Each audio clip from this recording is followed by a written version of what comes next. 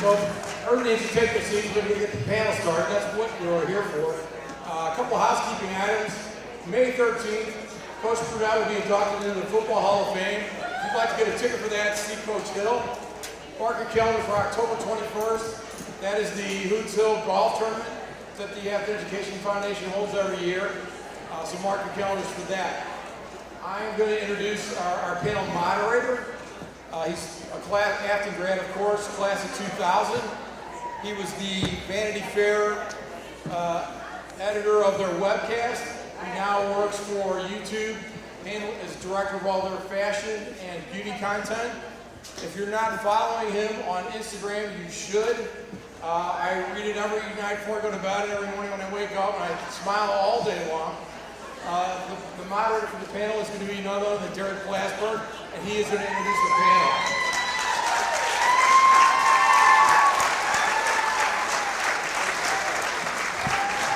There we go. Good job. Luckily, I'm not going to sing. The big one we've all been waiting for. I'm having total PTSD being back on the stage. So I'm going to introduce the four panelists. Esteemed alumni have come back for this fundraiser. First and foremost, the Affton Education Foundation would not exist without the first panelist. He's the former CEO of Pacific Investment Management Company, one of the world's largest investment management firms. He and his wife Nancy ignited a spark with the challenge grant to endow this foundation.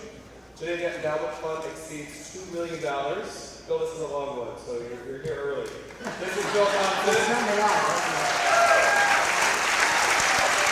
He's done a lot of stuff.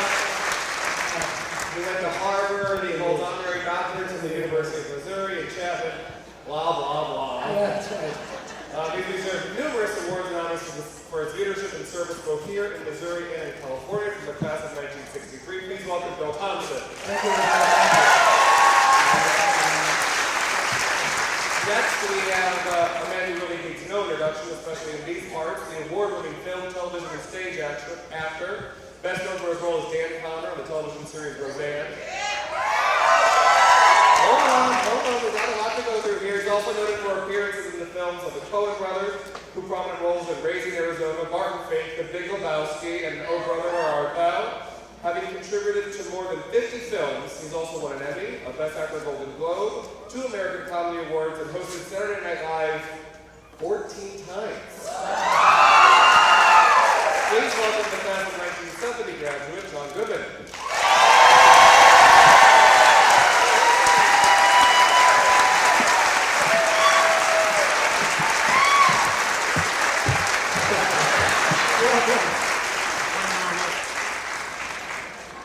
Very similar to Saturday Night Live, I'm sure, here. From the class of 1990, this alumna was, for 15 years, the executive director of Riverview West Forest Development Corporation, which worked to revitalize the city's north side. She's currently the executive director of AMI Kids St. Louis, helping St. Louis youth discover their potential through second chances. Please welcome Tony Cousins.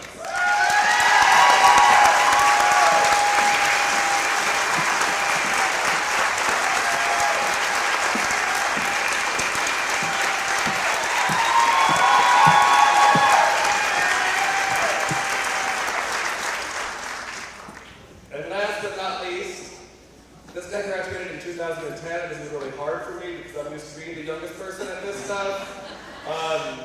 He's a record-setting Affton High School football running back and linebacker.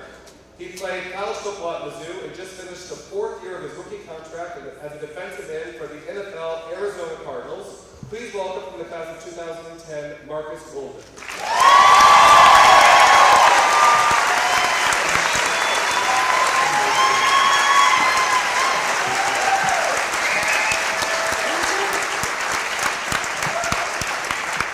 We're all super excited to be here. I feel like this is a bit like group therapy. They want us to talk about how it was growing up in Affton, what an honor it is to be back, lessons we've learned, why even though we've all moved out apart from Tony, why we're back here tonight. So I guess we should start down the row. Bill, what are some of your memories of growing up in this sweet small town? Whenever you're ready. Let me take a few minutes to think that over. The memories that I have about Affton always come back to people. And there's some that have just burned memory in my mind. One is sitting in the front row down here. I'll never forget the first time I got a halftime speech from Coach Burnett. And even though I'm on the stage sitting with Marcus, I was a football player. As a quarterback, I turned sideways and they couldn't find us. But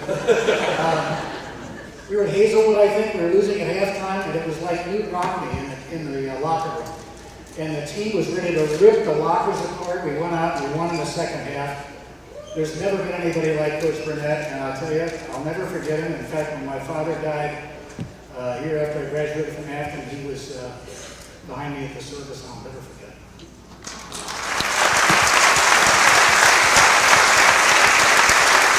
John, you played football too, right, John? Yeah, a little bit. Not so well. We won in the 4 years I went in the school district, almost 5. The 4 years we played, we won 1 game. Really? 6-0. Wow, no wonder you came to the theater. Yeah. That was... There's more girls. You auditioned for Little Abner on a Bet. Is that? No, it's unfair. A friend of mine and I were driving around, and it's the same story again. I go, why are you doing this? He said, you might as well come with me. I go, okay. And I said, why are you doing this, girls? Duh! Miss R, I know Miss R was a formative presence in your theatrical education, folks in the early days. And she had a funny story, Miss R, I think, yes? And earlier tonight, she told a story that you were suspended on the last day of dress rehearsal for Hello Dolly. Yeah, they got me on these trumped up charges that being late for class. Oh yeah, okay, I'm late for class again. What are you gonna do? So the night of the dress rehearsal, they suspended me for the weekend, I think. Because I had to sneak in here. I didn't get to rehearse, but I locked it all in and watched everybody. The best part was She didn't know I was here. until tonight. She apparently she thought that you had skipped and. That's pretty sneaky. Tony, you came to Affton as a freshman, and all your siblings, I think, went to Kirkwood, right? Yes. How did how was your experience here at Affton? The colors. The colors is what got me. Purple and gold. They were into that red and white. But purple and gold is what got me. My experience was honestly fantastic. Judy Repwich, Mama Repwich, felt her wrath. But it was great. Believe it or not, it was funny when Mr. Bill was talking about the coach. I fell in love with football because of Coach Hill. He made me want to be a football player. My mom was like, "Are you crazy?" It's like, "No, I think I can be a quarterback, but I'll do this." But it really was one of the most lasting experience and impressions that I was able to have that helped me to be the person that I am. The big word that always comes to mind is diversity. And it taught me what being diverse is about, and it prepared me for the real world. So, yeah, I'm not the funny guy, he's the funny guy. And Marcus, I imagine football was a big part of your Affton experience. Yes, it was, and we won more than 1 game. Yeah, of course, yeah.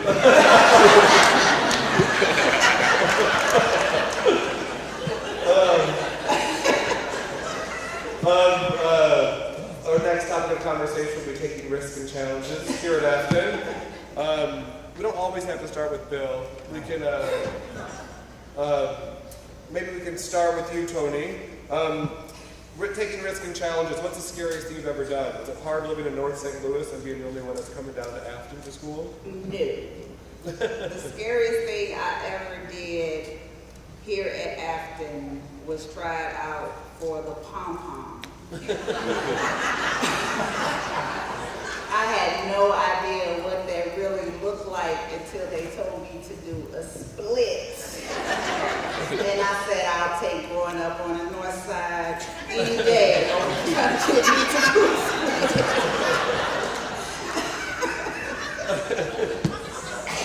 But I didn't make pom-pom, but I did make into the drama club, and I actually did a couple of plays.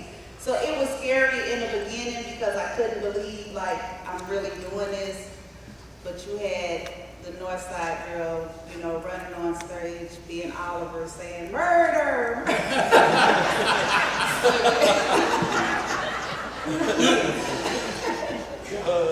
And Marcus, what are some of the tough experiences? I know you've battled some injuries in the early days of your NFL career. What have been some of your challenges, and how have they helped mold the guy you are today? I had a bunch of challenges just growing up, period, just having to come where you're from and work hard and wanting to have goals in your life and having ups and downs through trying to reach your goals too. So I done had a lot go on in my life from getting injured in football, but also just trying to be a better man every day and learning from my mistakes and just doing what I got to do to take myself and the people I love around me to the next level. So I done learned a lot just from that experience of being here at Affton and, of course, putting that with what I've been through since leaving Affton. And all your families, yes. You've got a lot of family here in St. Louis, right? Yes, I got a big family in St. Louis from my mom's side, Golden to the Everhart side. They always here to support me. They're over there right now.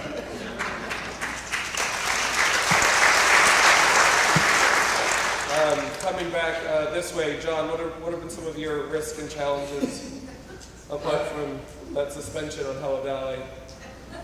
I lived every day in fear. There was always something I didn't do, homework, show up.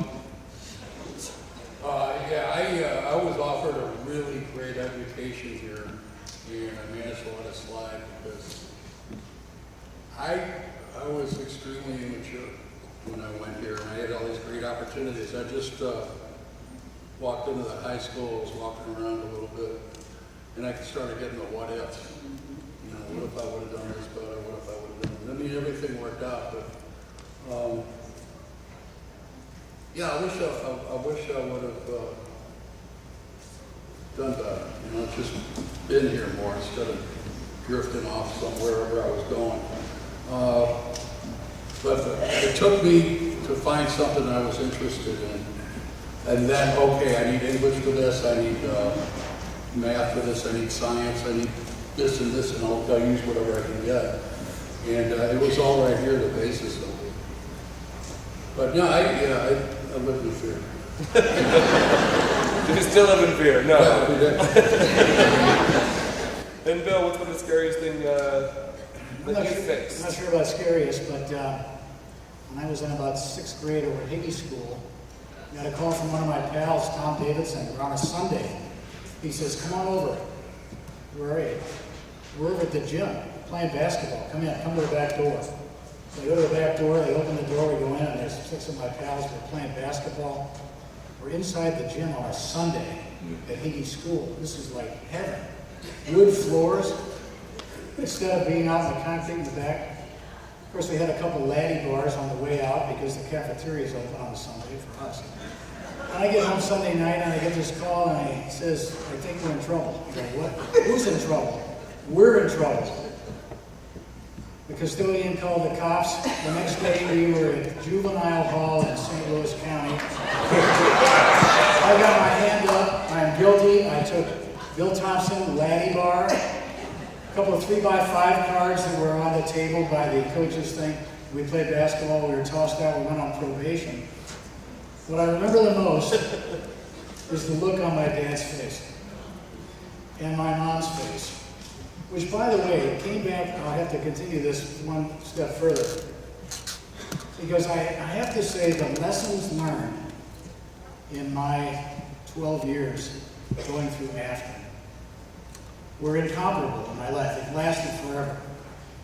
But I have right here with me my first 8 years of my report cards. I'm serious. I'm not kidding. Wow. 1 through 8. Bill broke receipts. And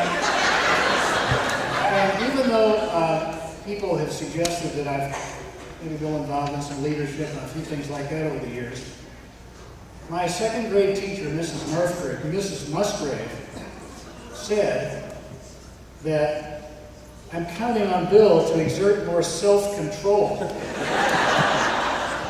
because of his leadership abilities, and the group leaders must know when to be under control.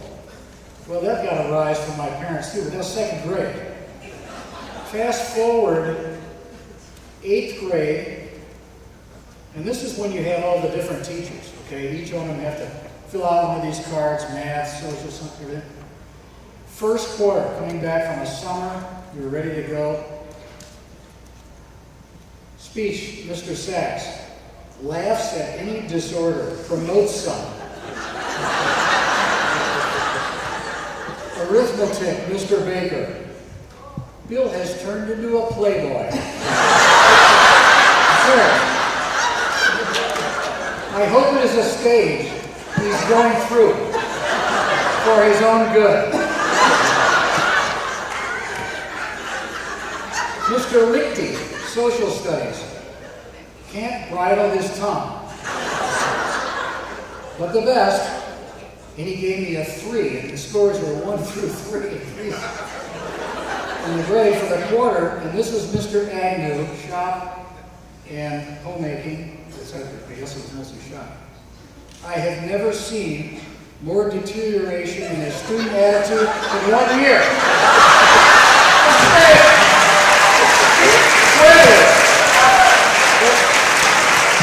That's not in my resume, I know that. However, I've got to finish the story by saying the first quarter parent comments and signature. Mr. Thompson and myself, this is my mom, Mr. Thompson and myself were very disappointed. We have had a talk with Bill and expect the situation to improve. And ladies and gentlemen, that was some talk. To this day, I've never forgotten. It was painful.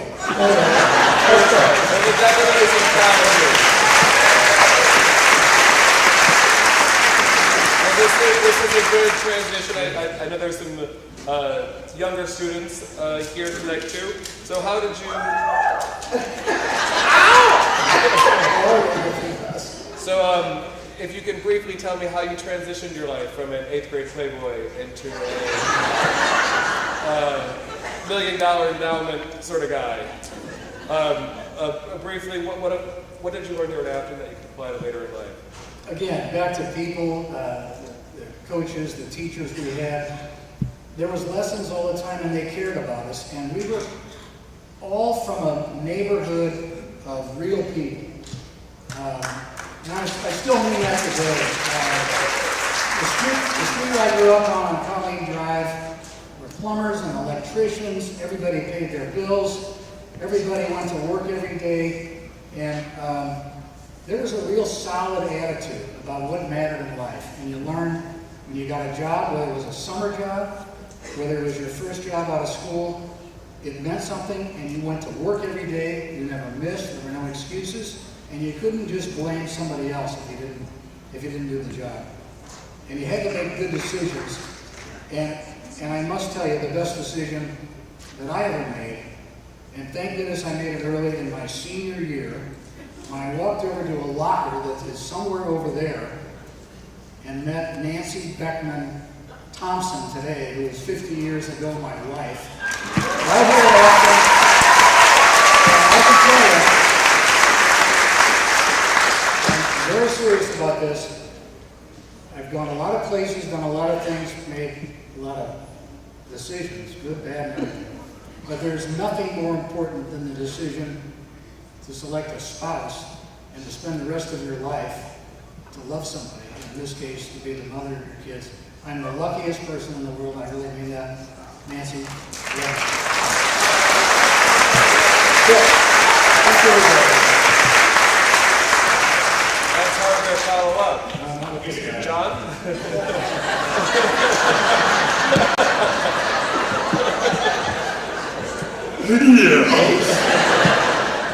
What were some of the secrets you learned at Affton that you could apply later in I life? got lucky I was to be here. Yeah, I think of it, I didn't want it to sound too sad, but I was really drifting when I was a kid. I could have gone to a lot of bad, I did go to a lot of bad places, and I could have wound up a real hard case, but I remember I was in 7th grade, I had Coach Hill, and he just kept on me. And then I got to appreciate it because he was keeping me after school to run laps and stuff like that. And I hated running the laps. I think that's what caused my bad knees. But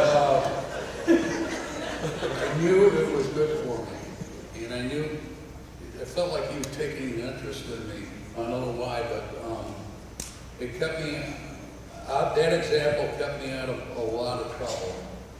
Because I wanted to fit in, but I wanted to do the right thing, even though I wasn't a lot of times. And yeah, it was Coach Hill. He kind of straightened me out. I mean, I drifted back and forth, but there was always a strong moral code there. And it was the neighborhood too, and the people I grew up with.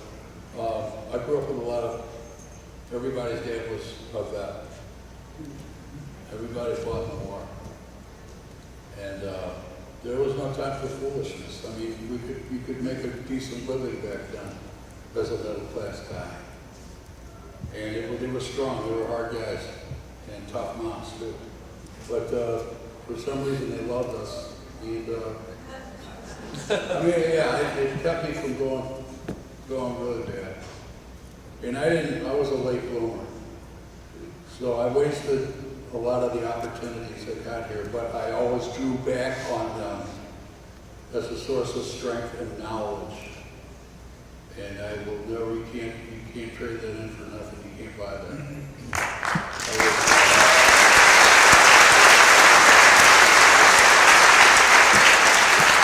That was a good, strong school system. Good, strong school system. Tony, you work with kids now, and so you probably have a lot of insight on the importance of a foundation. I agree definitely with John. See, it was different for me, of course, as it was for them, because I was coming from the city. It was a whole different atmosphere, and I didn't know what to expect. We was getting on the bus at 6 o'clock in the morning and having to get to school and not knowing how I would be, accepted, or if I would be accepted because I was different. It was a busload of us or whatever, but I was different. We were different. But I think the best thing I can ever say I got out of Affton was Judy Rethridge, Miss Blackman, Miss Carpenter, my guidance counselor. I didn't realize or know at that time, and I was talking behind stage about it, what the word prophesying, means when you prophesy on somebody. And I was told by some teachers, and I'm not going to, sugarcoat it and make it seem like everything was all roses. But I did have some teachers that told me I wasn't going to college. That's not what you do. That's not what's in your cards. But I had people like Judy Rethridge, Coach Bassina. These are coaches, and I wasn't even in sports. Trust me, I was not a sports.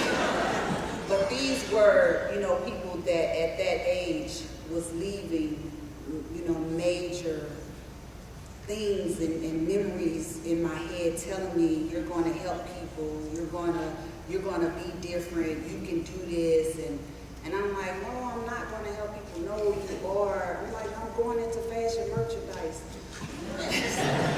It's like, no, Miss Carpenter told me, no, you're not. You're going to be something where you're helping people. And never in my life that I imagined that's what I would be doing. Definitely never did I imagine I would be a principal helping kids like John. I'm not gonna say.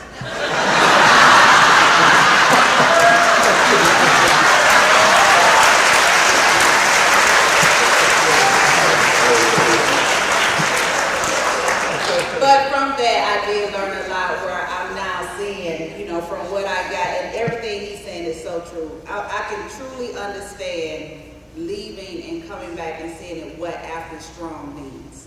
And it really is Affton Strong. I don't care where you're from. I'm not in grow up in Affton, but I would tell anybody I am Affton Strong.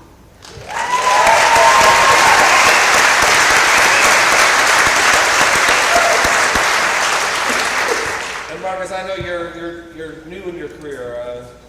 You've been in the Cardinals, I think, for 4 years. Is that right? Yes. So it's your rear view mirror is much closer than the rest of ours.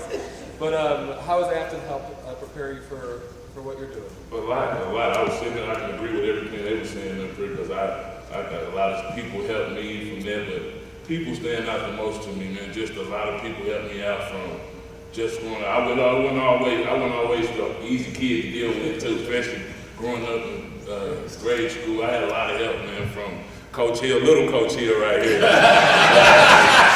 Helping me out when I was in 7th grade. He was on me because he had a good relationship with my mom through my brother Sherman, so he was always on me no matter what. And just coming from that Coach Moiko, me coming from middle school, Coach Moiko doing the same, Coach Ford in middle school too, and just having all those guys, Coach Oliver, of course, and of course, big Coach Hill too. Of course, he helped me out a lot. So just people, man, being there for each other and no matter what, and just never giving up on me and helping me out, even when I was having my ups and downs. It sounds like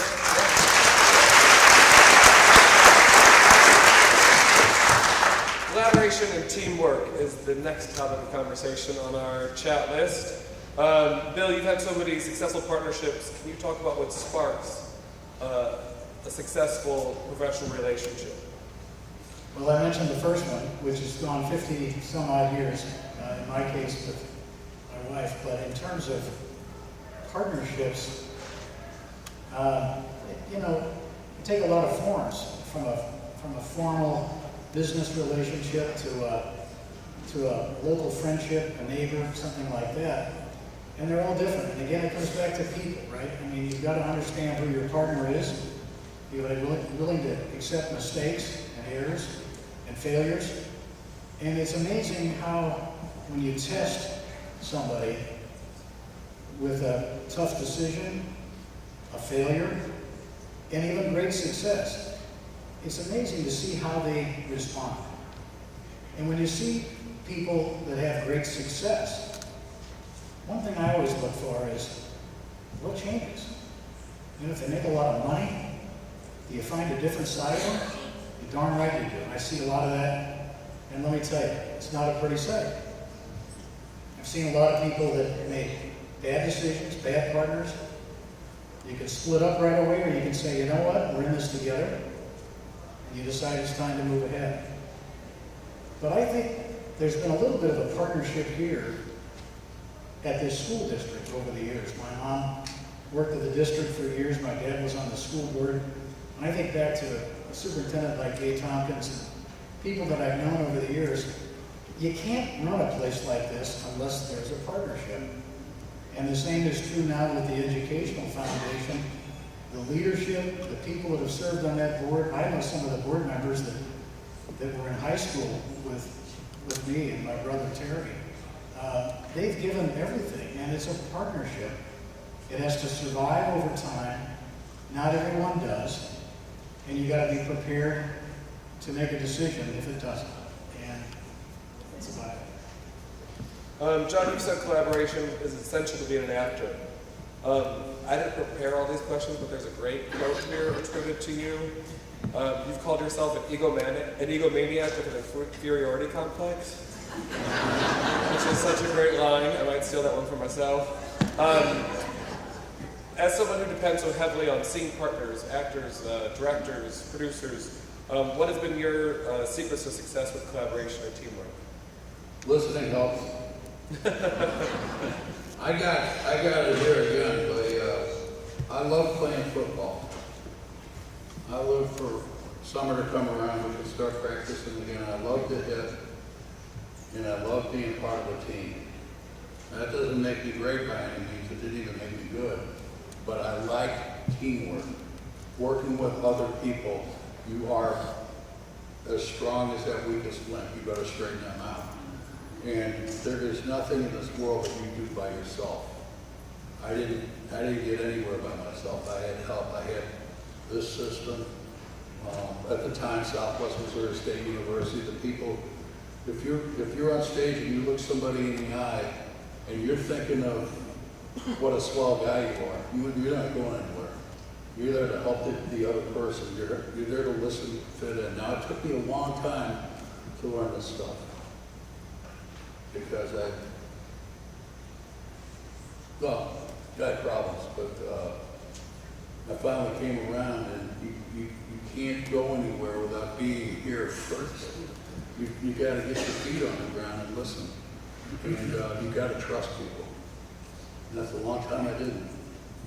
And if you trust somebody, man, that's your world. That you're open to a voice from somewhere else, and everything just gets easier.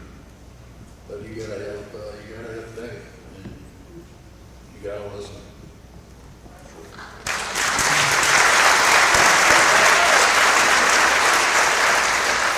So you built so many initiatives and community initiatives in North St. Louis. What have you observed as tips in collaboration and teamwork? Pretty much what they said, you have to build trust. I mean, that's the biggest thing. The area from which I came from, and I always have to acknowledge my mom and my dad, but my mom was, for the longest, a single mom, and just coming from where we came from, they really kind of instilled in us how you're supposed to respect and understand anybody and people as a whole. So it's funny when you say collaboration, because when I came into the field that I came into, when I started building homes, I was working with an auto person, and they moved some homes from the airport. That was the worst project in the world. But they moved some homes from the airport over to the city's north side, and I ended up overseeing this project. Knew nothing about construction, but I was quick to learn.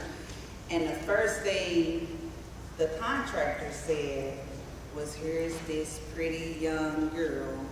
They just using her as a front.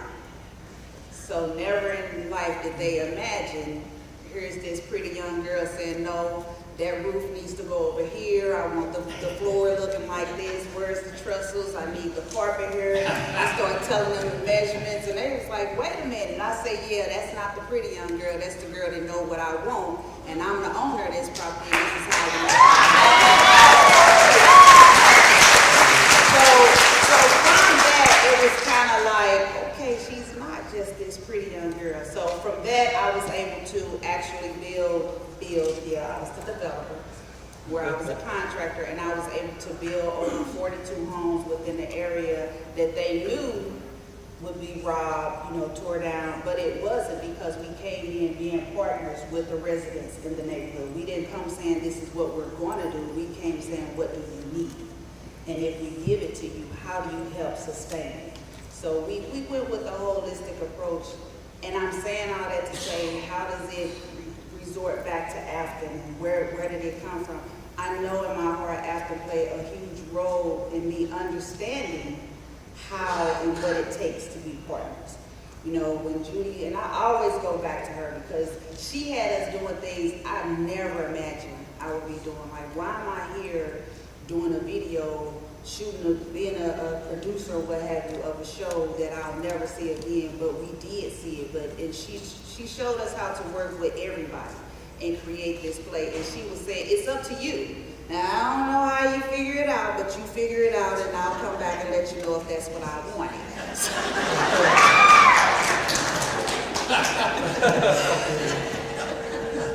So that's what helped. And Marcus, you're probably the best example of someone who knows about teamwork, because you are literally on a team. What are some of the secrets to success at the Cardinals? Well, for now at the Cardinals. Speaking, I was always coached by my uncles and by my dad growing up, so I had to listen no matter what. So listening a lot, you had to listen, because they was hard on me, man. So I always felt like that prepared me growing up to knowing that no, it ain't about me.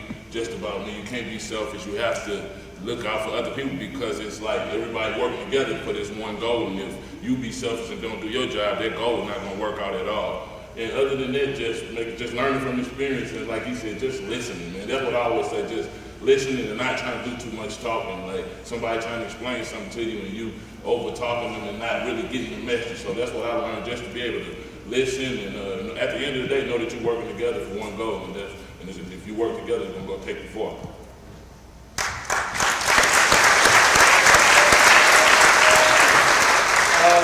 We're wrapping up here, guys, so I promise there won't be too many more taxing, really personal questions. You know, there's a lot of public schools, especially in this area. What do you think it is about Affton specifically that brought you back here tonight?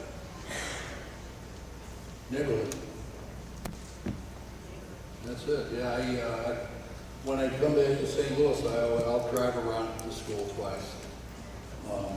Fishing for memories. Trying to make some up. I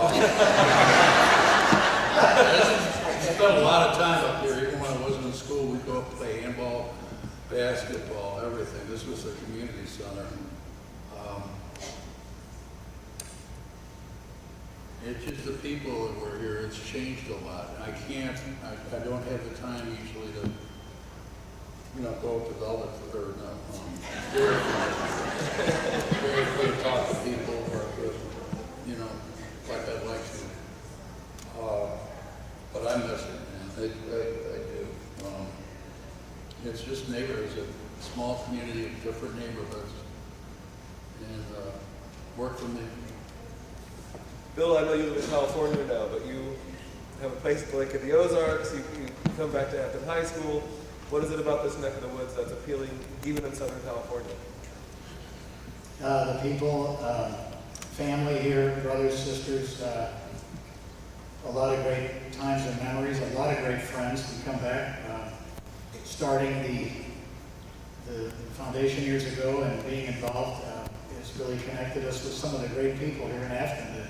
The people on this board, the leadership at the school, it's a special place. I hope you all realize, there's a lot of good, our kids went to public schools out in California, and we saw this idea of the foundations of families stepping up and helping the school, because, there's never enough money in the state. They're always pulling money back, of course, and for a second grade teacher or a junior high school teacher to have extra money to enhance the program, music, education, art, all the special things that don't come with the ticket from the state.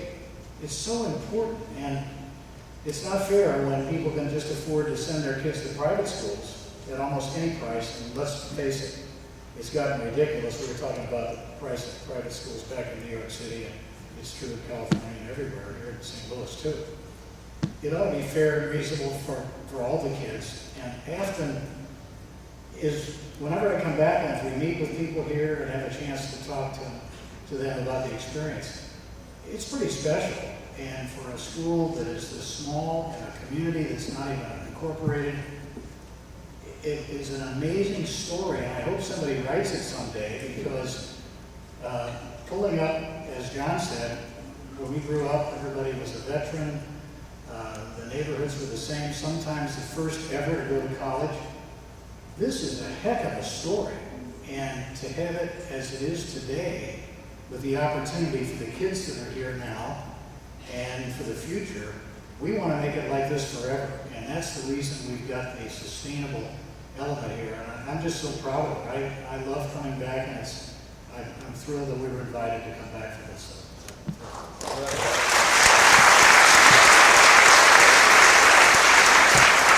Kevin, Marcus, how do we convince you to come back to Affton tonight? Well, I don't have a choice. My kids go here. My kids actually, they go to Affton, and I am really lucky to be a member of the foundation, a board member of the foundation. That's a good excuse. Yeah, I just love to come back and visit, man. Anytime I can come back, it's always great memories. You get to see the people you grew up with, from teachers to students and stuff like that. So I just love to come back and just give me a good feeling in my body, man, just to be back and just to be around where it started at, and just where the place where motivated you to go get what you, the dream you're living out right now, you know? So it's always a blessing just to come back and see all these beautiful people here supporting us and everything, man. So I love it, man. Best feeling ever.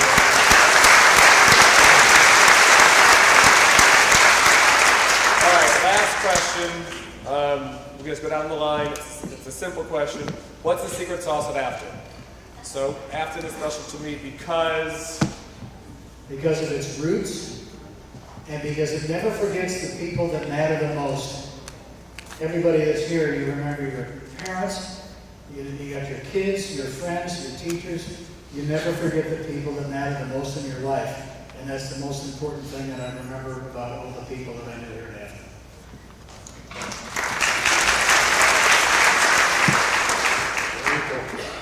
people. People. Keep it simple. Family. Family, same thing. Family and people, everything they said.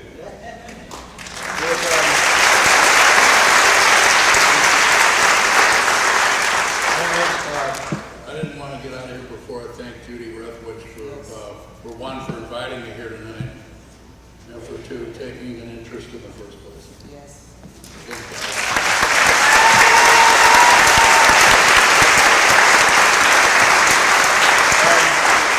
We also wanted to thank everyone for coming. I know it's a Saturday.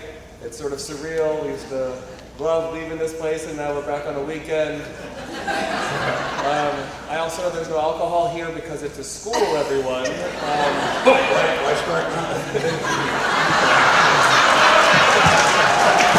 But there is a girl from the class of '99 with a hip flask, and also my sister-in-law who went to a private school, so she obviously doesn't know the rules. She's got some alcohol too. But thanks for all for coming on this.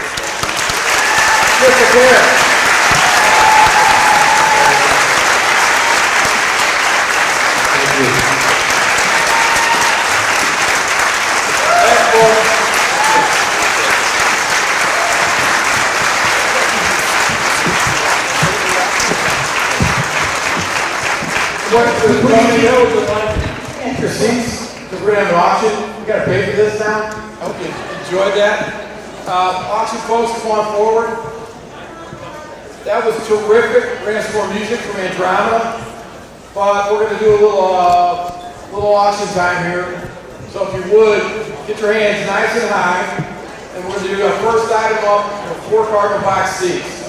4 diamond boxes to a St. Louis Cardinals game, section 158, row J. Seats 5, 6, 7, 8. Turn the lights up, please. All right, we're going to start this at $500. Let's get a hand for 4 Cardinals tickets.